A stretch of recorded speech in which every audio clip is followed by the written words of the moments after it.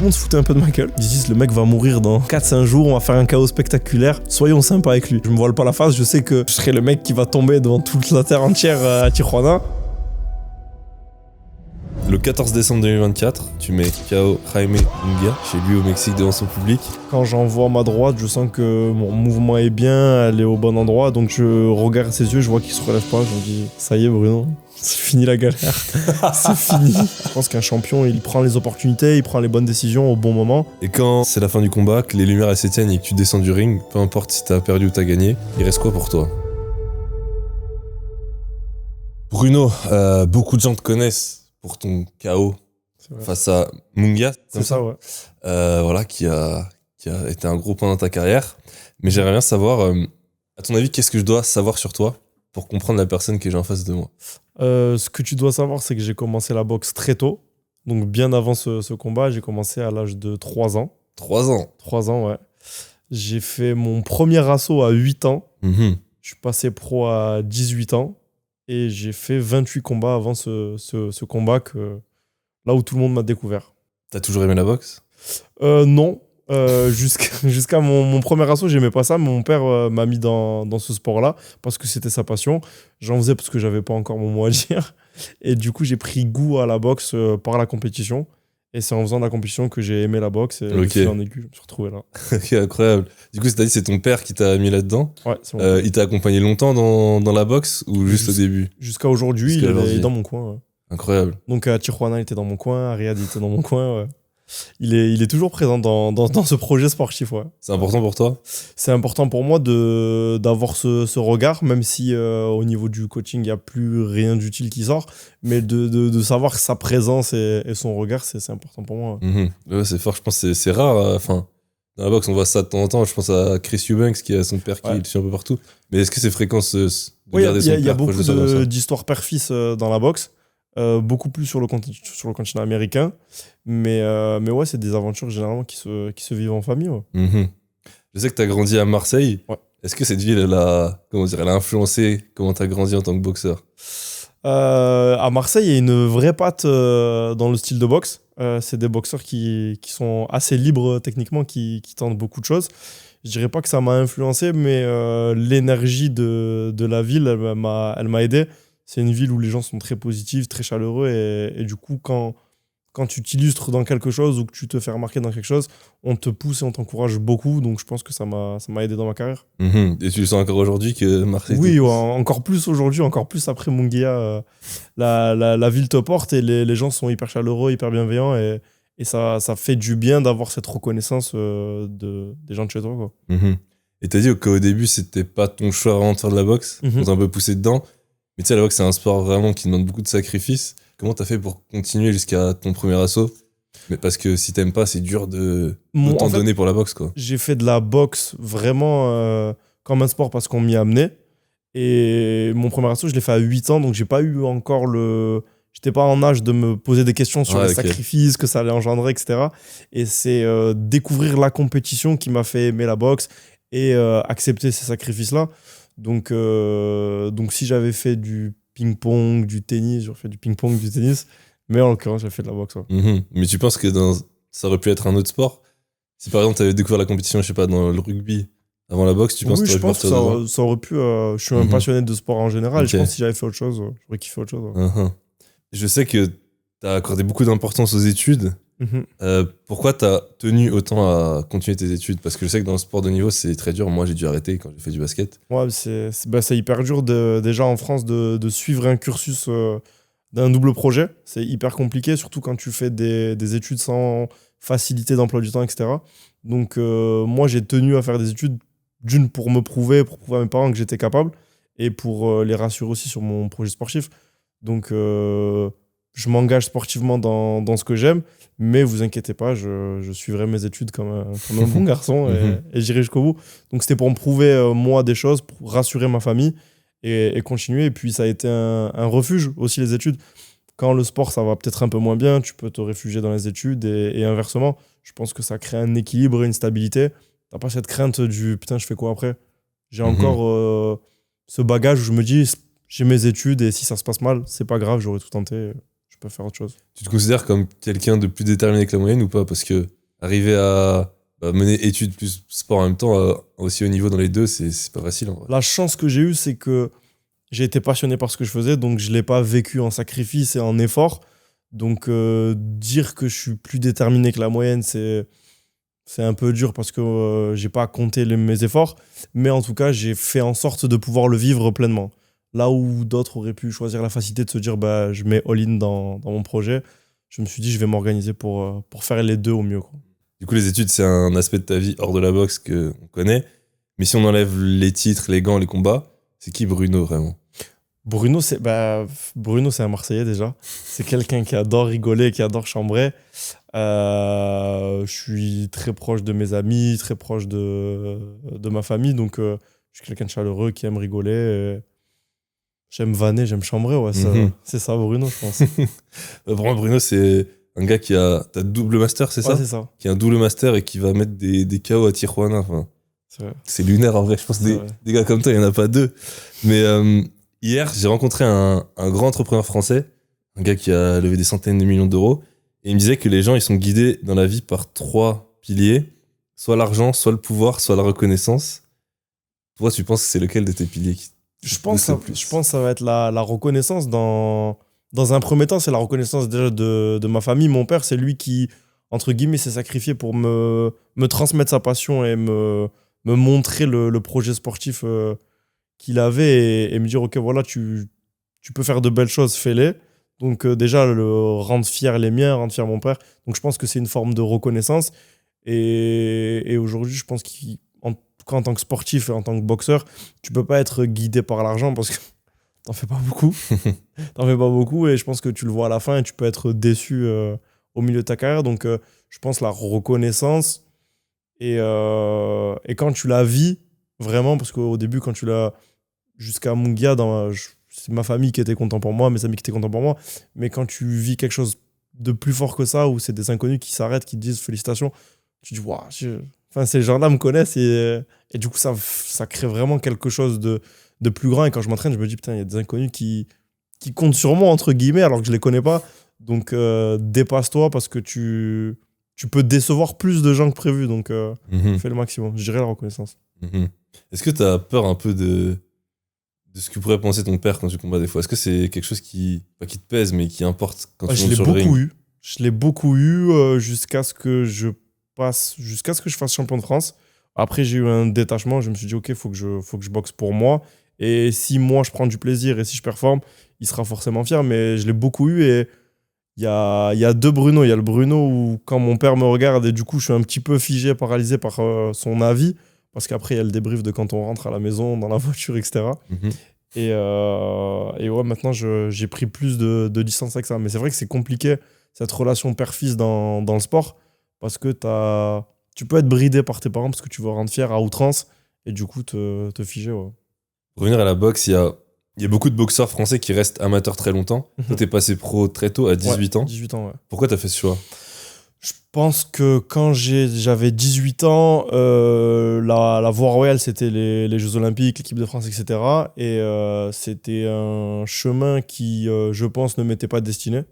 Donc, je pensais m'épanouir plus en professionnel parce que le format me plaisait plus, me convenait plus.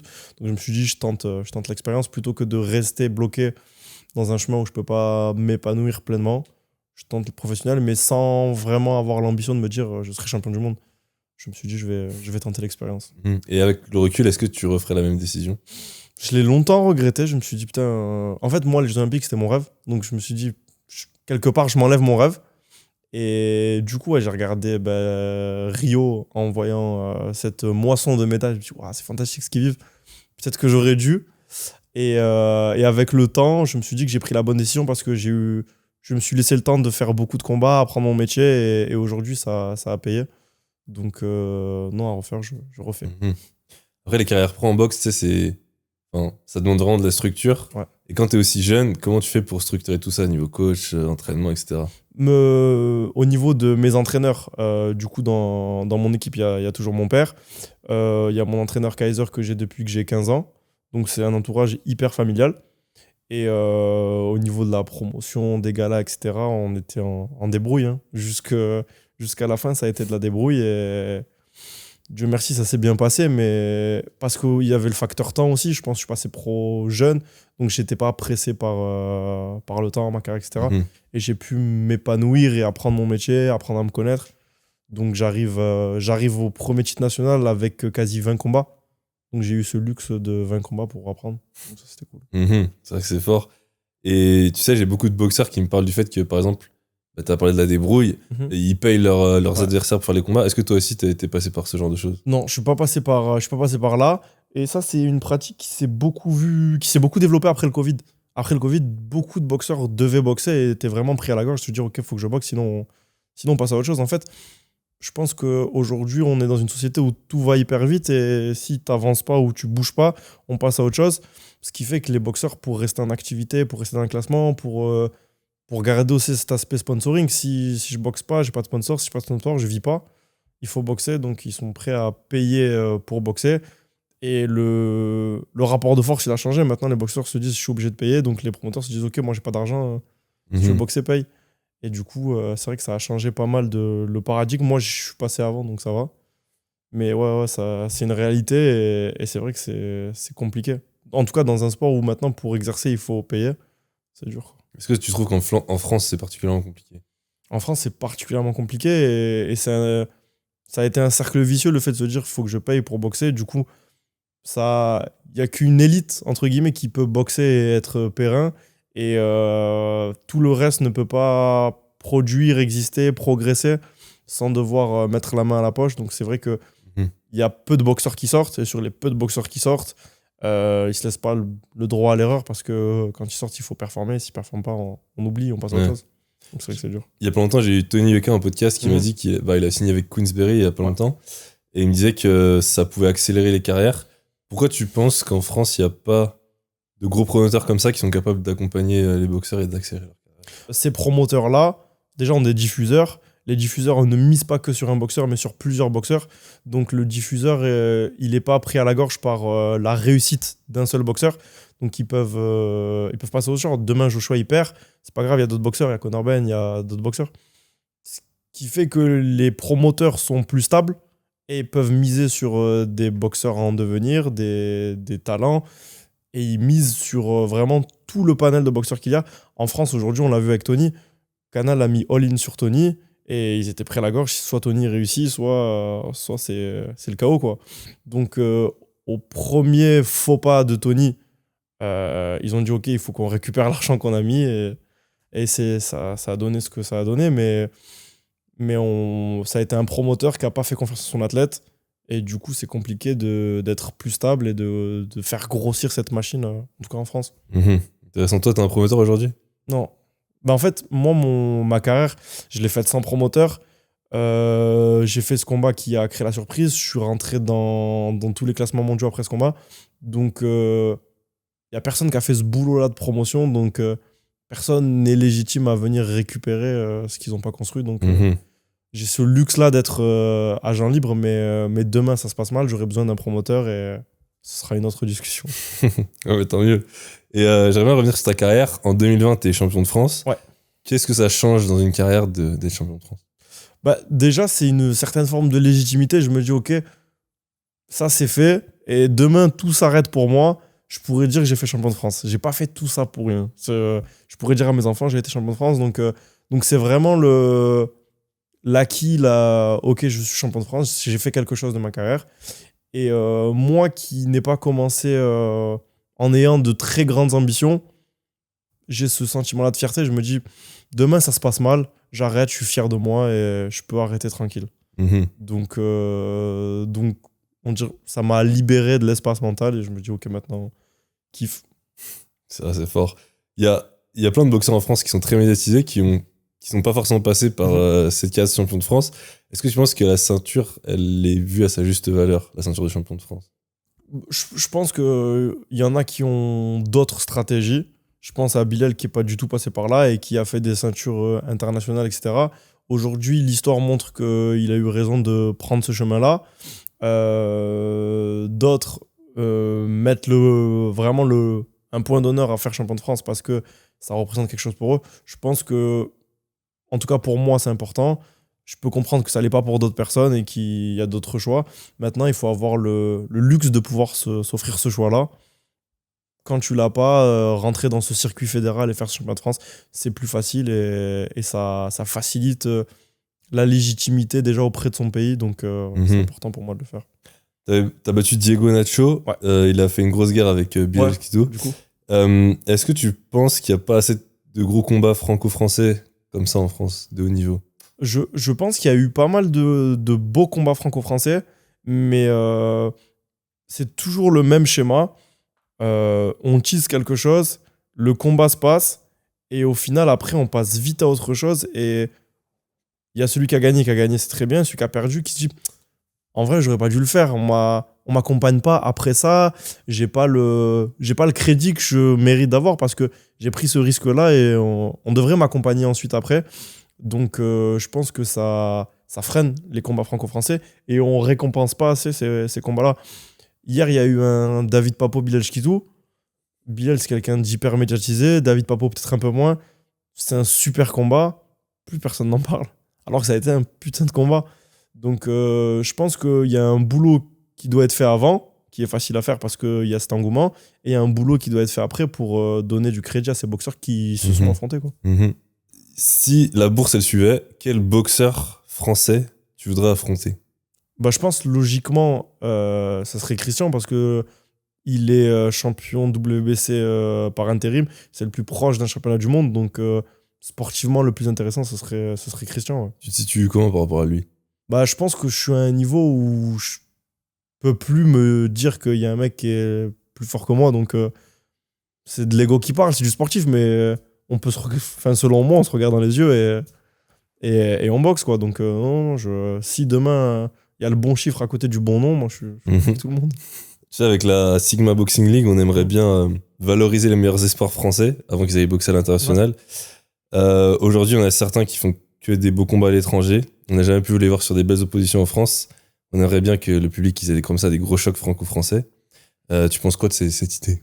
Bah, c'est une idée qui est vraiment top parce que aujourd'hui, on prend les sportifs quand ils sont finis et qu'ils sont à l'extérieur et qu'on les voit plus. Donc ça, c'est dommage et je pense qu'il y a des belles histoires à raconter déjà dès le début ici. Et en faisant ça, on rééduque le public à aimer de la boxe compétitive, de la bonne boxe et des profils qui seront la boxe de demain. Donc je pense que c'est une histoire à raconter. Et si on la raconte du début avec les bonnes personnes, avec les bons affrontements, on réengage les gens sur ce sport qui est fantastique.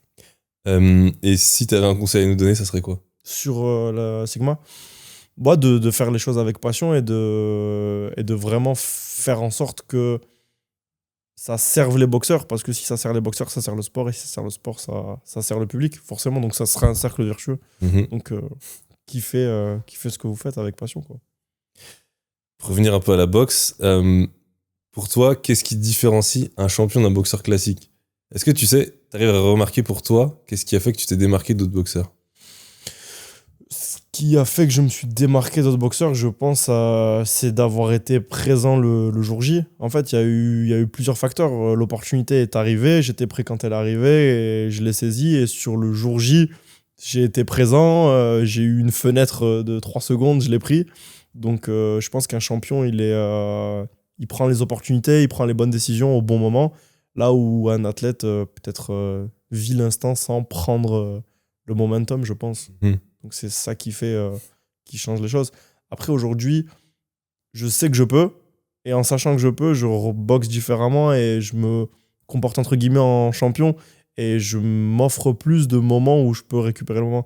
Et c'est un facteur confiance qui change vraiment la donne. Et dans ma manière de m'entraîner, tout ça, ça change tout. Mais tu penses qu'en boxe, la réussite, ça amène la réussite? Ouais, je pense que c'est hyper vertueux. Et tu prends plus de risques et tu prends les meilleures décisions quand mentalement tu te sens bien.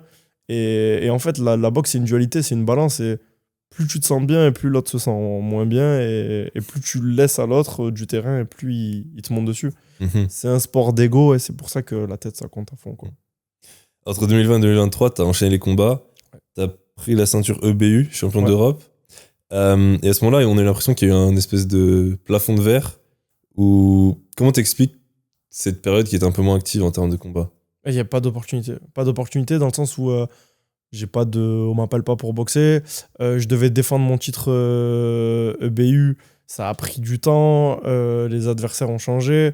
Donc j'ai subi la boxe. J'ai subi la boxe en France. Et du coup, je m'entraînais sans nom, sans date. C'est compliqué. Et le plus dur, c'est de ne pas lâcher, de ne pas se démotiver. Moi, je me suis dit, ok, maintenant, je suis assez mature pour prendre des défis. Donc, je m'entraîne et le jour où ça tombera, je serai là et je le prendrai. Initialement, je m'entraînais pour défendre mon titre en moyen. Donc, quand on m'appelle, je suis déjà au poids et déjà prêt. Donc, ça a facilité tout le reste. Et quand tu as des périodes un peu plus calmes comme ça, comment tu gères financièrement? Parce que tu as dit la boxe, ça avant Mungia ou après Mungia? Avant Mungia. Du coup, je finis mes études en 2023. Je finis mes études en 2023. Je voulais postuler dans la fonction publique pour travailler dans le sport. C'était une année juste avant. C'était une année post-olympique. Donc, non, pré-olympique. C'était une année pré-olympique. Je voulais postuler. On m'a opposé ma pratique du sport de haut niveau sur ces emplois-là. Donc, c'était compliqué. J'ai dû faire des boulots alimentaires. J'ai fait de la vente. Du coup, je travaillais. Je faisais 10h, 19h. Je m'entraînais avant le travail. Après le travail, c'était hyper compliqué. Mais avec la passion, on compte pas, on voit pas. Mais je faisais des petits boulots alimentaires parce que je peux pas vivre avec un combat par an. Et avec un combat par an, je vais voir les gens, je dis, vous inquiétez pas, je boxe, je suis bon. Ils me disent, ouais, t'inquiète. Vas-y, va boxer. du coup, c'est compliqué et il faut se débrouiller. Ceux qui ont été les plus malins et qui ont réussi à développer leur image, etc., peuvent pérenniser leur année avec des sponsors. Moi, j'ai pas eu cette opportunité-là, donc je bricolais. Tu bricolais. Mais le 14 décembre 2024, Dakar, elle a pris un tournant énorme. Tu mets KO Jaime Mungia chez lui au Mexique devant son public. Est-ce que tu te souviens du moment précis où ton poing il a connecté? Complètement.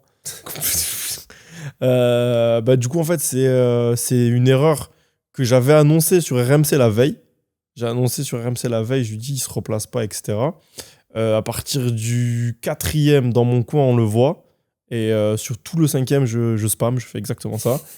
Et quand il revient, il continue à faire pareil. Je vois le trou, je le mets. Quand j'envoie ma droite, je sens que mon mouvement est bien, elle est au bon endroit. Donc je sais qu'elle est bien mise. Je regarde ses yeux, je vois qu'il se relève pas. Je me dis, ça y est, Bruno, c'est fini la galère. C'est fini. Merci, Jaime. Du coup, je le vois par terre. Je me dis, peut-être l'arbitre, il va me gruger, il va me carotte, je sais pas. Et quand il se lève, je vois qu'il ne reviendra jamais. Et je me dis, génial. Euphorie sur le ring avec mes proches. Puis ensuite, je réalise, je suis dedans, il faut sortir de ce gymnase. Et là, on se reprend la réalité. Non, c'est une belle expérience, je conseille à tous. Génial. Vas-y, je pars au Mexique demain. Mais avant ça, t'avais déjà mis un KO en combat officiel ou pas? Oui, si, j'avais déjà mis des KO, mais pas dans... Ouais. Enfin, si, mon dernier combat, je gagne le BU par KO au 12e. Mais je suis pas connu pour avoir beaucoup de KO, être un puncher. C'est quelque chose que j'ai travaillé et que j'ai développé.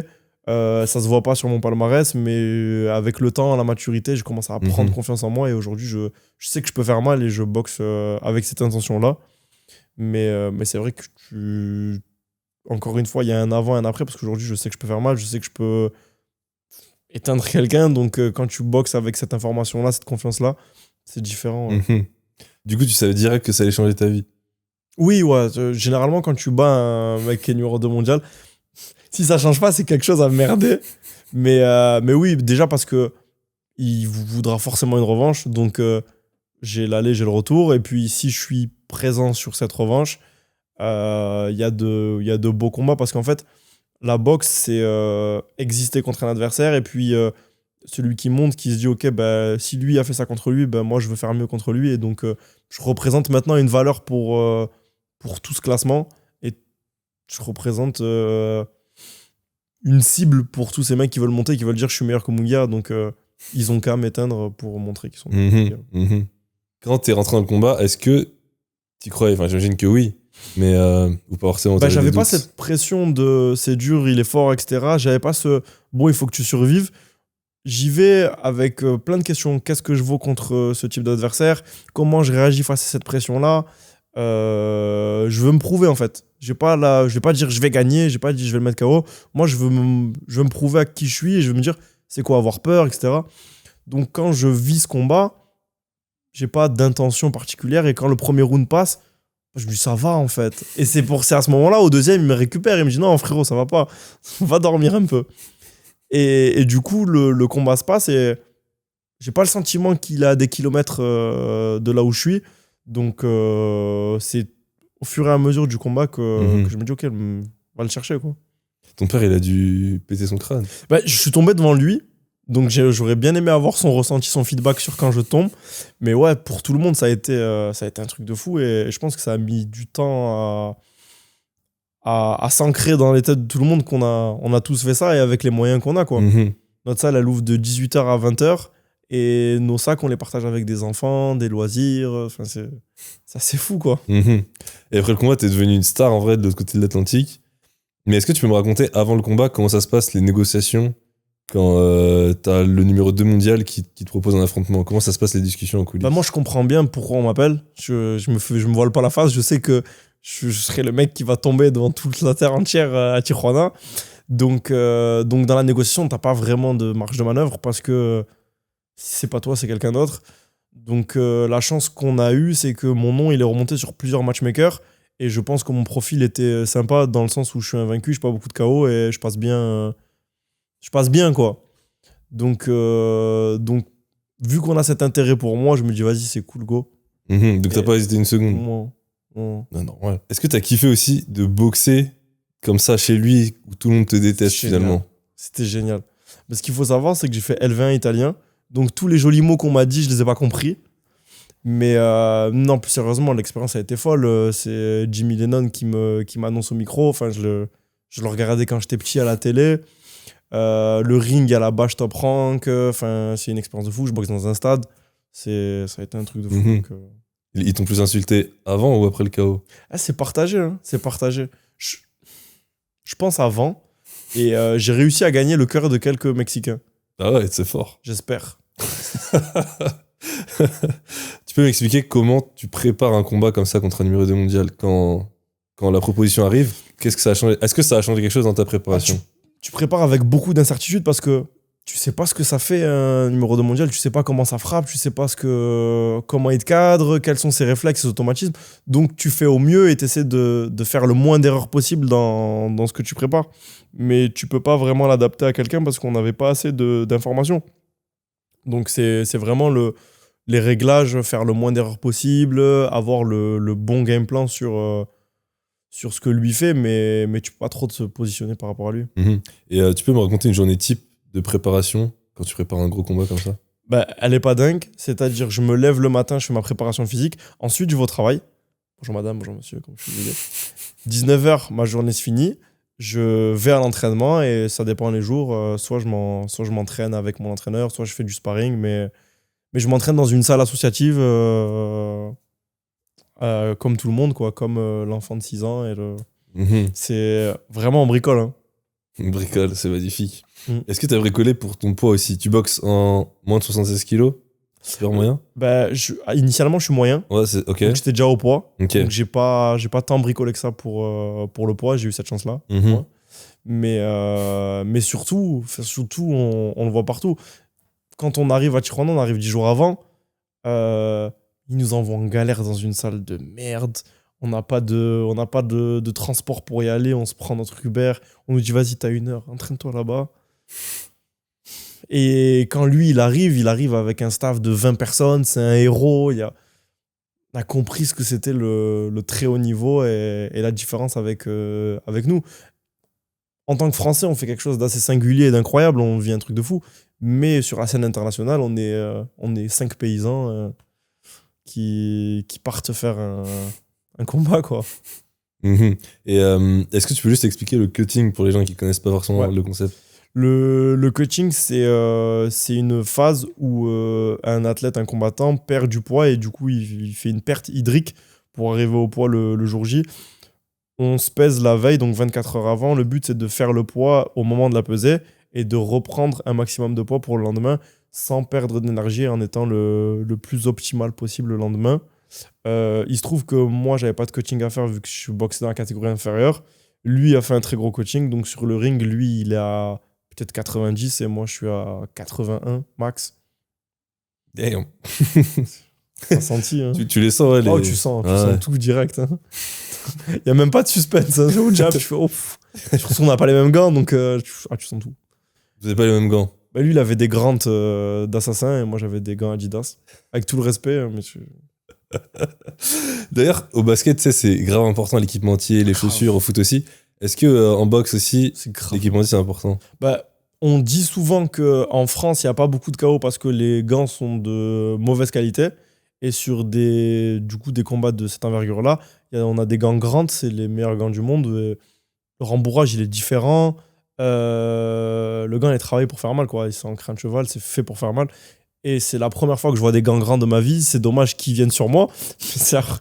Mais ça change tout. Parce que sur un jab, je sens sa phalange, je sens tout. Donc, ouais, c'est clair que ça change tout. Ok, ouais, je réalisais pas qu'il y avait des telles différences. Ouais, non.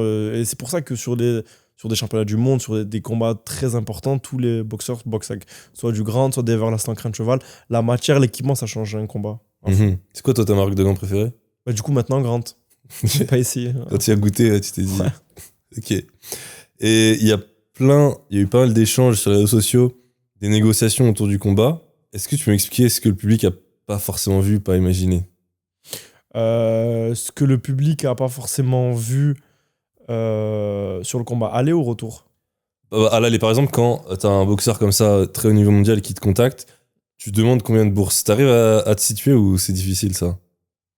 Non, tu peux te situer. Je pense que tu te situes plus sur le combat retour quand tu as une force de négociation. À l'aller, tu prends ce qu'on te donne. Ok, c'est eux qui proposent et ouais, tu c'est dis eux qui oui, proposent. Et vu ok. que j'ai pas de force de négociation parce que je suis pas légitime à être en face de lui, ce qu'il me donne, je le prends. Mais c'est au retour où tu as une force de négociation et le public le voit pas. Mais c'est vraiment dans les petites lignes du contrat à l'aller, le nombre d'accompagnants. Quel type de vol? On a fait 30 heures de voyage pour arriver à Tijuana. On arrive 8 jours avant. Il y a 9 heures de décalage horaire. Est-ce qu'il y a un véhicule qui nous emmène à la salle, aux salles de conférence, de presse, etc. Sur toute la semaine presse, comment on est traité? C'est-à-dire que peut-être qu'on a une conférence de presse à 16h. Ils nous prennent à 11h pour nous amener à la conférence de presse et on attend comme ça, comme des petits frères. Et lui, il arrive en héros à 16h. Tous ces petits détails-là qu'on a pu réajuster sur le combat retour parce qu'on avait cette force de négociation. Et est-ce que tu peux me donner un ordre de grandeur de la somme qu'ils te proposent sur le combat aller? Sur le combat aller? Ouais. Sur le combat aller, je suis autour de 100 000. Ok. Tu considères que c'est suffisant par rapport au risque que tu prends? Non. Enfin, quand c'est la première fois et que tu n'as jamais vu ces sommes-là, c'est l'aubaine d'une vie. Donc tu dis oui, mais à ce niveau-là et au niveau auquel ce mec boxe, jamais il boxe pour 100 000. Donc une fois que tu y es installé et que tu peux négocier, etc., t'es plus jamais sur ces sommes-là, quoi.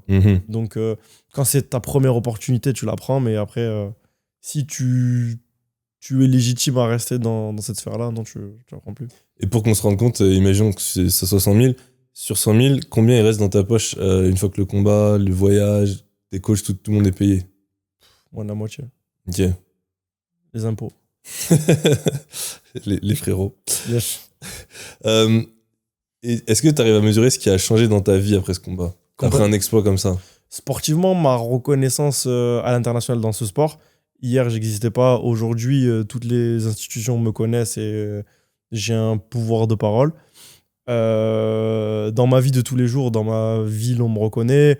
Au niveau des institutions publiques, on me reconnaît. Là où hier, je demandais pour obtenir quelque chose, aujourd'hui, on me le donne sans que je le demande. Donc, je suis devenu une personnalité publique, entre guillemets. Je sais que ça a une durée dans le temps, mais en tout cas, je suis reconnu pour ce que je fais. Là où hier, je ne l'étais pas. Et j'ai un confort de vie maintenant. Je peux m'entraîner, vivre de ma passion et faire ce que j'aime sans me soucier de finir à 10h, 19h. Bonjour madame. Je le dis toujours, hein, mais... Et du coup, au States et au Mexique, t'as explosé. Est-ce que tu as pensé déjà à t'installer là-bas pour un peu genre capitaliser sur cette notoriété? Je suis allé m'entraîner là-bas à 3 reprises pour voir comment je sentais l'énergie, etc. Je pense que moi, ça me fait un peu chier d'être trop loin de ma famille, etc. J'ai besoin d'avoir ces racines-là. Mais je pense que j'irai m'entraîner par séquence. Mais je pense pas que ce qu'ils font, c'est meilleur que ce qu'on fait. C'est juste que là-bas, tout est fait pour que ça explose et que ça grandisse plus vite. Donc, quand quelque chose se passe bien là-bas, on le voit. Là où ici, on le voit pas, quoi. Donc non, ça a pas... J'ai testé, mais c'est pas quelque chose qui me parle. Et quand le combat il a été terminé, est-ce que direct vous avez entendu parler de la revanche? Oui, cash dans le vestiaire. Dans le vestiaire. Et du coup, dès que t'es rentré en France, t'as direct commencé à préparer? Je savais que ça allait arriver dans les mois à venir, donc j'ai passé un mois où, entre guillemets, j'ai pu profiter de tout le monde. Et j'ai fait ma vie, mais je m'entraînais sachant que ça allait arriver. Mais oui, dans le vestiaire, revanche. Rematch. Et les négociations, elles étaient c'était plus agréables? C'était plus agréable. En fait, toute la première semaine, quand je suis à Tijuana, conférence de presse, etc., tout le monde est hyper poli, tout le monde est hyper souriant parce que ils disent le mec va mourir dans 4-5 jours, on va faire un chaos spectaculaire, soyons sympas avec lui. Donc tout le monde se foutait un peu de ma gueule. Et du coup, quand ils sont revenus dans le vestiaire, moi j'ai été souriant contre Uno, quoi. Allez, go. Et du coup, le 3 mars 2025, tu fais la revanche. Ouais, goût amer un peu, il y a des suspicions de dopage, etc. Comment ça se fait que la victoire, elle ait jamais été vraiment menacée? Ce qui est cruel, c'est que moi, demain, il m'arrive la même chose. C'est-à-dire que je rate 2 contrôles antidopage et que je suis positif 2 fois. Ça y est, c'est fini, c'est une sortie de route, c'est fini pour moi.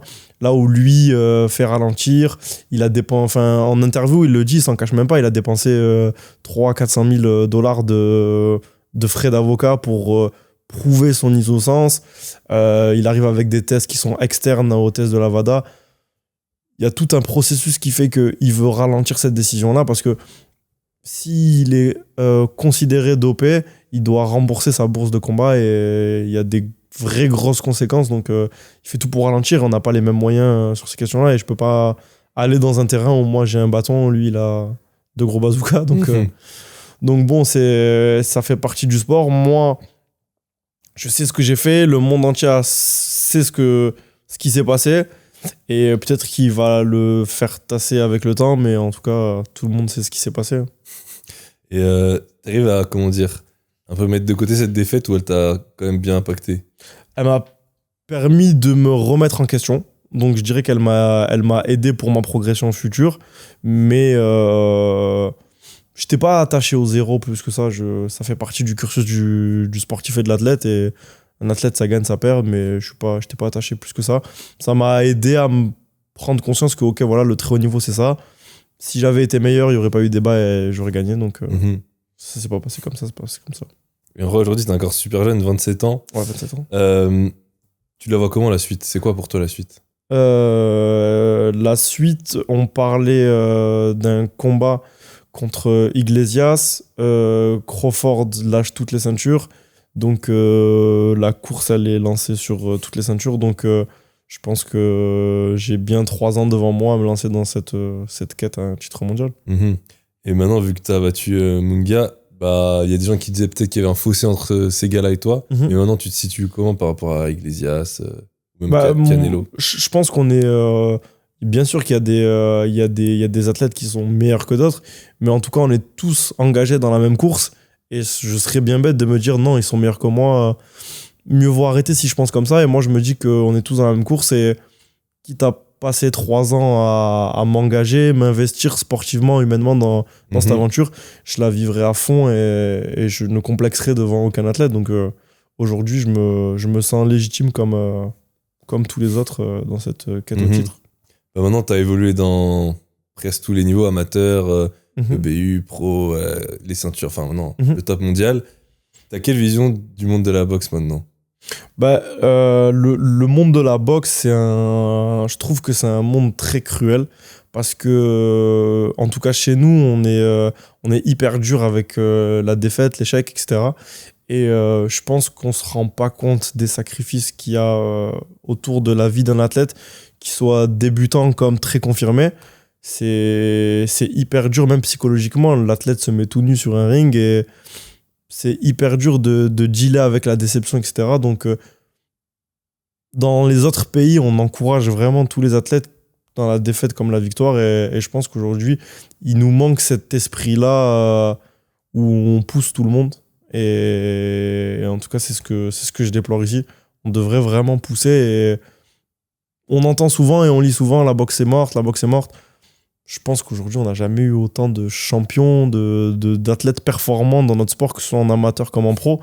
Et on devrait avoir un message positif avec, déjà pour les athlètes qui boxent et aussi pour rassurer aussi toutes les autres institutions, que ce soit les partenaires, le public, etc. Non, la boxe, elle n'est pas morte. Aidez-la parce qu'on n'a jamais été aussi bien à ce moment, quoi. C'est vrai que quand on compare avec le MMA, on voit tout le temps des Français qui se défient, qui veulent s'affronter. Ouais. Est-ce que tu penses que c'est dû au succès massif du MMA qui, du coup, pousse un peu les gars à plus s'impliquer dans... Je pense qu'il y a cet effet de prohibition. Ce sport, il a été interdit. Donc aujourd'hui, on est tous excités, on fantasme tous ce sport qui est entre guillemets hyper violent, etc. Donc tout le monde se dit waouh, j'ai envie de regarder ça. Donc les athlètes se lâchent un petit peu plus dans leur communication et dans les défis qui se donnent. Donc aujourd'hui, on voit plus de choses dans la MMA parce que toutes les caméras sont braquées sur ce sport-là. Mais historiquement, la boxe, c'est un sport qui est établi. C'est juste qu'aujourd'hui, on prête un œil plus attentif sur ce qui se fait dans la MMA. Mais je pense que c'est un cycle et la boxe va revenir sur le devant de la scène. Mais pour moi, c'est hyper stable et périn. Aujourd'hui, il y a des générations qui passent. La Team Solide, elle est passée, elle s'est établie en professionnel. Il y a une nouvelle génération qui revient en amateur, en boxe olympique, avec César que vous avez eu ici, tout ça. Là, c'est hyper stable et ça revient. Il n'y a pas de creux, quoi. Donc c'est hyper encourageant pour la boxe en France, quoi. Carrément. Je vois que avec tout ce que tu as vécu, tu as quand même une vision assez assise maintenant. Imagine qu'en face de toi, tu as le Bruno de 18 ans qui vient de passer pro. Tu peux lui dire quelque chose. Tu voudrais lui dire quoi? Continue à prendre plaisir. Je pense que c'est hyper bateau, hein, mais j'ai pris du plaisir tout au long de ma carrière et je me suis jamais posé ces questions de j'arrête pas, la considération, la reconnaissance, etc. Je l'ai vécu pour moi. Et à chaque fois, à chaque étape, je me dis, je suis fier de ce que j'ai fait, demain ça s'arrête, tant pis. Mais j'ai vraiment pris un maximum de plaisir. J'ai pas pensé aux autres, j'ai pas pensé à la reconnaissance. J'ai pensé à rien d'autre que moi et ça m'a aidé à faire ces sacrifices et continuer autant d'années avec aussi peu. Parce qu'au final, de 18 à 26 ans, j'ai rien gagné. J'ai de reconnaissance de personne. C'est juste moi pour moi et ça m'a suffi à continuer à entretenir cette passion-là. Et si tu pouvais parler à un peu tous les jeunes qui rêvent de suivre ton parcours, leur donner une erreur à pas commettre, sans filtre, ça serait quoi? Une erreur à pas connaître?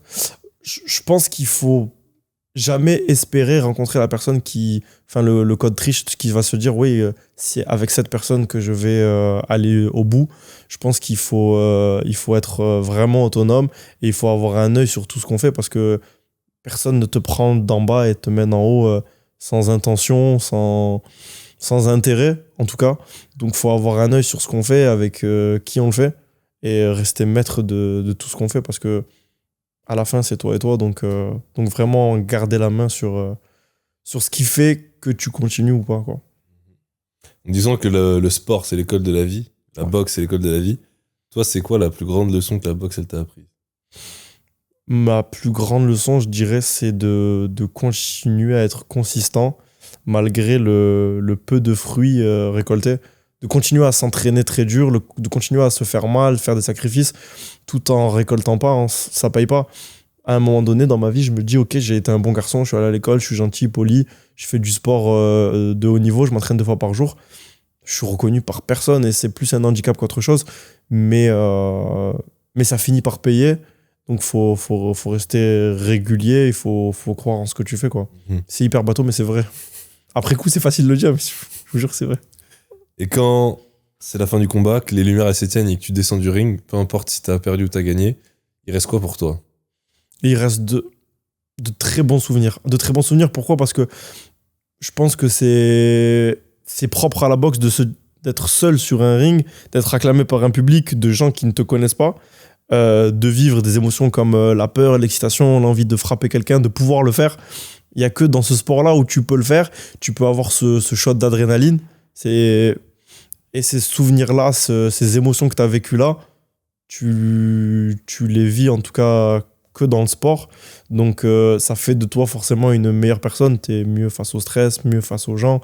Donc faut réussir à s'enrichir de tout ce que tu fais et pas banaliser.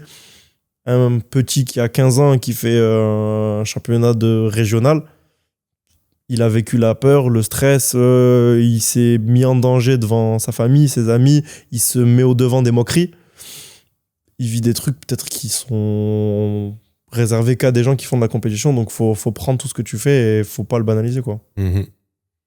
Merci Bruno pour ton temps, c'était agréable de parler avec toi, on a appris plein de trucs. Et bah écoute, je te souhaite le meilleur pour la suite. C'est gentil. Et, merci, j'espère te voir tout en haut encore. C'est gentil. C'est carré, merci frérot. Une prise. C'est beau.